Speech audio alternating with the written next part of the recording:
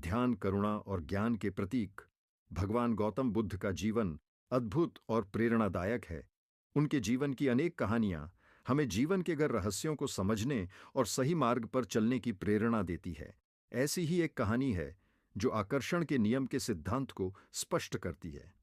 गौतम बुद्ध एक बार अपने शिष्यों के साथ भ्रमण पर थे। एक गांव से गुजरते समय वे और उनके शिष्य एक वृक्ष के नीचे विश्राम करने लगे। उस समय एक युवा व्यक्ति जो बुद्ध के प्रवचनों से काफी प्रभावित था, उनके पास आया और बोला, भगवान, मैं अपने जीवन में बहुत सारी चीजें पाना चाहता हूं। धन, प्रेम और शांति चाहता हूं। कृपया मुझे बताएं कि मैं यह सब कैसे प्राप्त कर सकता हूं। बुद्ध मुस्कुराए और उसे ध्यान से देखा। फिर उन्होंने पूछा, क्या तुम वास्तव में इन सब चीजों को पाना चाहते हो? युवक ने तुरंत उत्तर दिया, हां भगवान, मैं इन्हें पाना चाहता हूं। बुद्ध ने एक छोटे से बीज को उठाया और युवक से कहा, देखो, यह एक बीज है। क्या तुम्हें पता है कि इस छोटे से बीज में एक विशाल वृक्ष बनने की क्षमता है? युवक ने उत्तर दिया, हां भगवान, मैं जानता हूं। बुद्ध ने फिर कहा, यह बीज तभी एक वृक्ष बन सकता है जब इसे सही प्रकार की मिट्टी, पानी और धूप मिले। इसी प्रकार तुम्हारी इच्छाएं भी तभी पूरी हो सकती हैं जब तुम उन्हें सही वातावरण में विकसित होने का अवसर दो।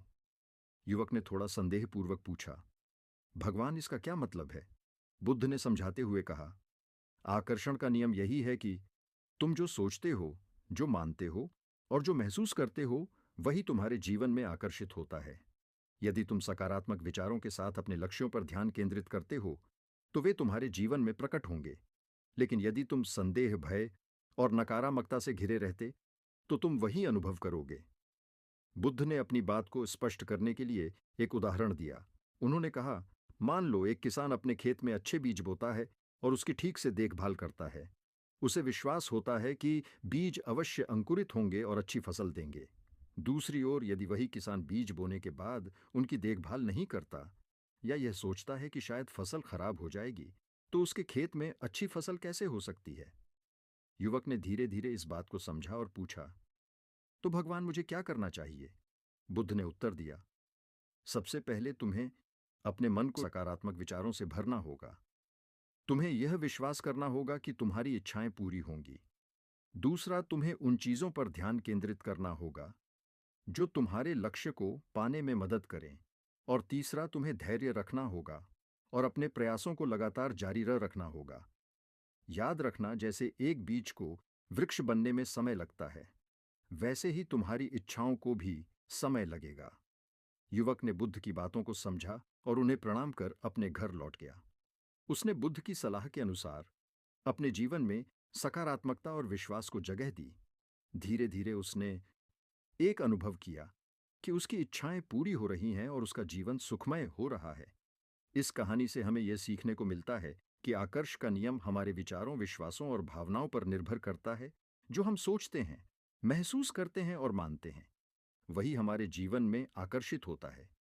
सकारात्मक विचारों और विश्वास के साथ हम अपने जीवन में वे सभी चीजें प्राप्त कर सकते हैं जो हम चाहते हैं।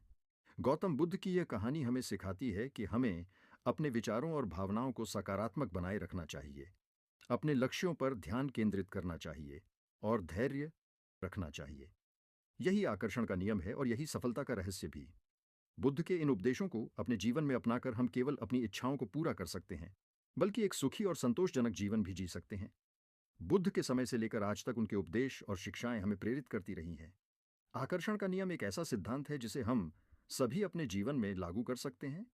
जब हम अपने मन को सकारात्मक विचारों से भरते हैं, विश्वास और धैर्य के साथ अपने लक्ष्यों की ओर बढ़ते हैं, तो हम निश्चित रूप से उन सभी चीजों को प्राप्त कर सकते हैं जो हम अपने जीवन में चाहते हैं। गौतम बुद्ध ने अपने जीवन से और अपने उपदेशों से हमें यह सिखाया है कि सही मार्ग पर चलते हुए सही विचारों और विश्वासों के साथ हम अपने जीवन को सफल और संतोषजनक बना सकते हैं। आकर्षण का नियम सिर्फ एक सिद्धांत नहीं है, बल्कि यह हमारे जीवन का एक महत्वपूर्ण हिस्सा है जो हम सफलता, खुशी और शांति की ओर ले जाता है।